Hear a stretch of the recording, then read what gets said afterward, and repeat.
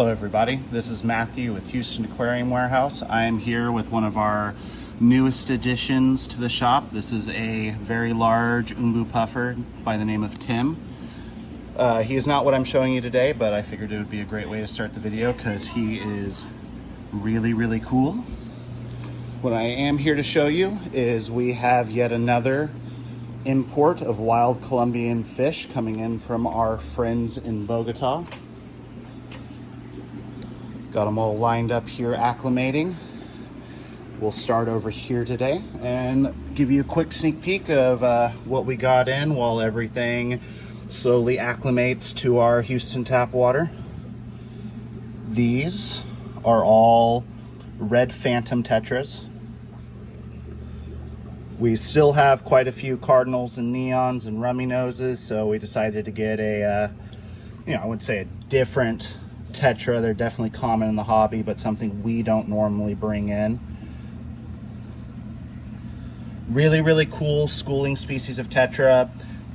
Slightly more aggressive than your standard tetras. Nothing that's gonna be absolutely crazy. Like they're not gonna, rip things apart. They're nothing like exodons or anything like that, but they can be a little bit nippy with other species. But as they grow out, they get this beautiful kind of rosy red color to them. Practically bulletproof species of tetra. A group of these guys go great in any smaller aquarium up to larger aquariums. You can keep them with gouramis. You can keep them with because they are a little bit bigger and a little bit more robust compared to your other tetra. These are a lot easier to keep with cichlids like discus and angels and severums and such like that. They're not quite as easy for other fish to eat, and they have kind of an attitude that can sort of hold their own. So happy to get those guys in. Got about 2,000 of those. Over here is something we have never gotten in before and very excited to bring some in. These are green whiptail catfish. They will color up a little bit more. Everyone is of course in their stress coloration right now, but these little sticks you see right here, these are all little whiptail catfish. And there you can kind of see the green coloration on that guy right there. They got this kind of neat yellowish pickly green color. Not a huge growing species of twig catfish. They are on the smaller size when they fully grow out. Relatively hardy fish, very peaceful and delicate though, so I wouldn't want to put these with anything that might try to nip them off the rocks or the glass when they're sitting there cleaning. But they are also great little algae eaters in a tank, so something a little different than plecos and otocinclus. And these guys are really cool, and some of them when they color up just right, they'll get this bright lime green kind of color to them. So excited to get these guys in the tank and see what they look like when they color up in a couple days. Over here we have something we've brought in before, but I still absolutely love them. These are corydoras pygmaeus, or the Pygmy corydoras. Now a couple months ago we got in some Pygmy cories from Brazil. Those were the Hastatus Pygmy cories. These are the pygmaeus, so these come actually out of Colombia instead of Brazil, and they are fairly similar. The only exception is they don't have that little black dot on their caudal fin. They have this kind of very subtle stripe going down their body, but exact same care requirements. Love these guys. They really don't get too much bigger than what you see here. You can put a school like 12 of these guys in a 10-gallon, no problem. Perfectly peaceful little kind of bottom-dwelling fish. Absolutely love them, and they are just adorable little dudes. Moving over here, got some more corydoras. These are, looks like someone mixed in the Pygmy cories with the Molinis when they were unbagging them. That's going to be super fun to separate later. Well, okay, anyways. So these are Corydoras molinis, also known as the false bandit catfish. They look very similar to the Corydoras mete that we got in earlier. Really the only distinctive difference is that black line on the molinis will actually go all the way down to the bottom of the caudal fin over there, whereas the metes will actually end right there where the caudal fin begins. I'm gonna call someone over here in a bit to separate these guys out, because yeah, that's a mess. We'll get it worked out though. Alrighty, over here we have one of my favorite types of cichlids. They're sometimes called flag cichlids, they're sometimes called gourami cichlids, but we all know them as Mesonata. I think these are insignis or festivus, but they are also known, or commonly known as Festivom cichlids. Really, really cool guys. They're sort of angelfishy. Like if you were to take an angelfish and mix it with a severum, that is kind of what they remind me of. I had the privilege of filming a lot of these guys when I was down in the Mete region of Colombia not too long ago.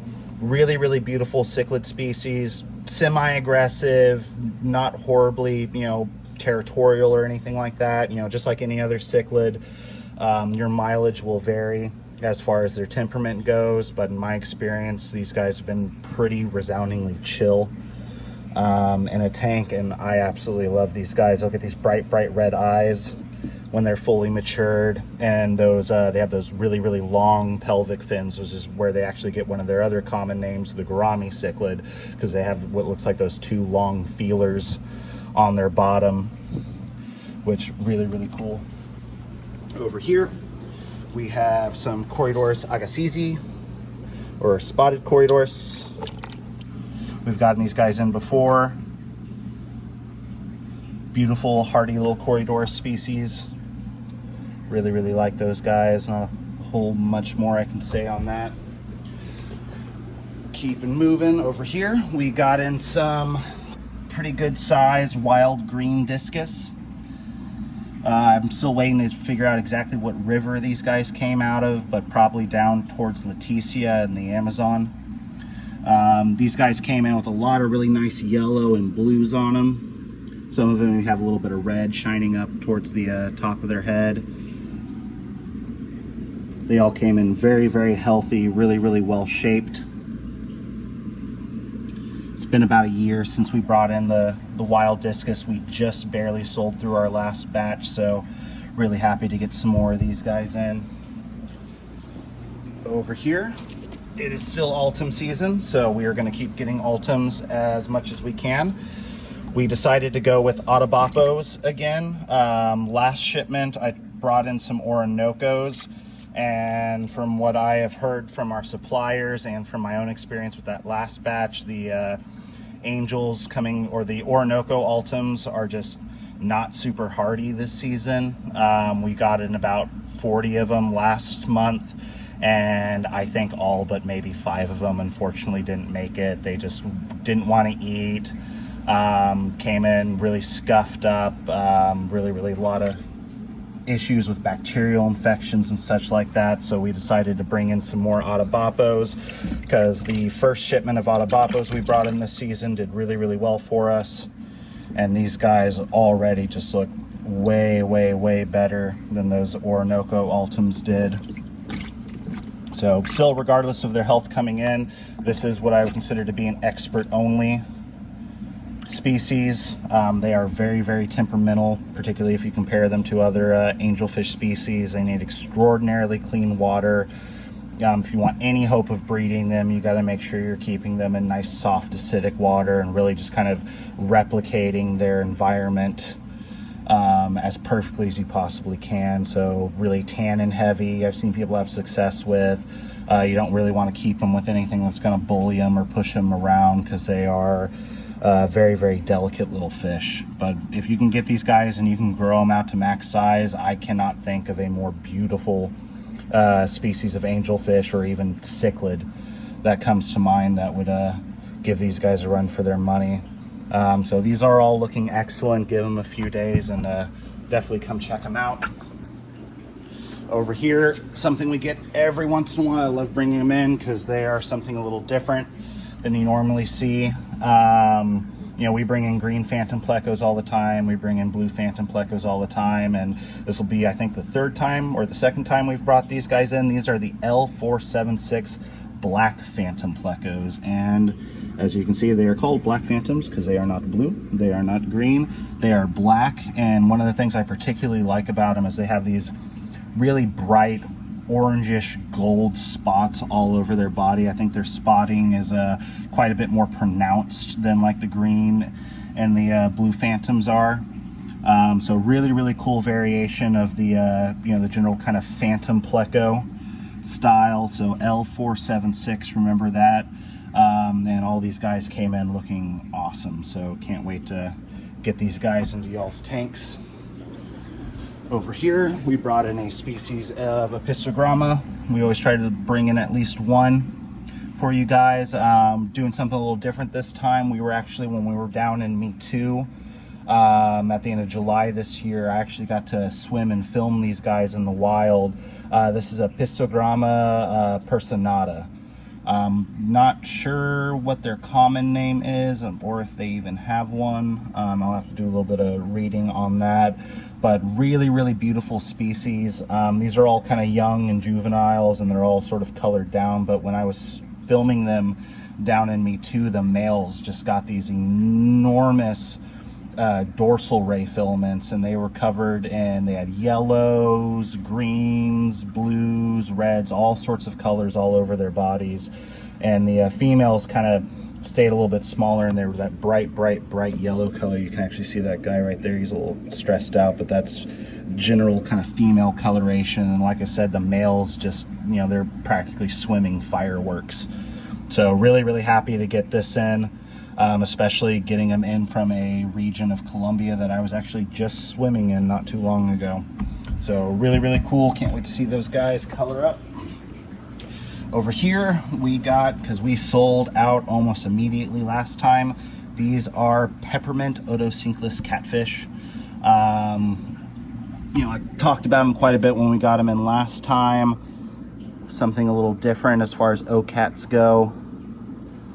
They have this really beautiful kind of like mottled or marble pattern on them. These little bright white dots all over their faces, where I guess supposedly they get their name as Peppermint otocinclus.